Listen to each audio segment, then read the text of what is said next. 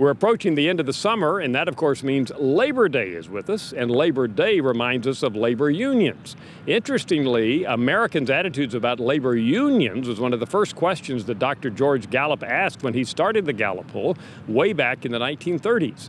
1936 was the year. Dr. George Gallup said, "Do you approve or disapprove of labor unions?" And 72% of Americans said they approved. Fast forward to today, we're at 53% of Americans who approve of labor unions.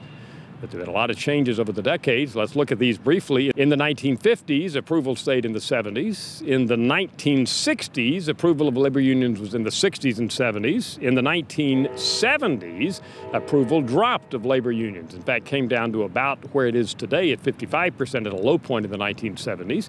In the 1980s, approval stayed down in the 50s. But in the 1990s, particularly near the end of the decade, when the U.S. had a booming economy and the dot-com boom was underway, approval of labor unions went back up again into the high 60s. Then we moved to the decade of the 2000s, and approval stayed at or above 60% for the most part, or the high 50s, up until the recession of 2008.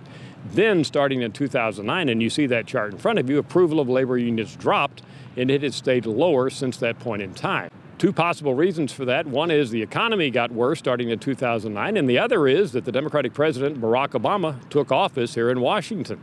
Speaking of that, look at the difference by politics in approval of labor unions. This is one of the biggest gulfs that we find on these kinds of measures. 33% of Republicans say they approve, and a whopping 75% of Democrats say they approve of labor unions. And since young people are more likely to be Democrats, they're more likely to approve of labor unions, even though most young people are not members of labor unions, than those who are older. I'm Dr. Frank Newport, Gallup Editor-in-Chief.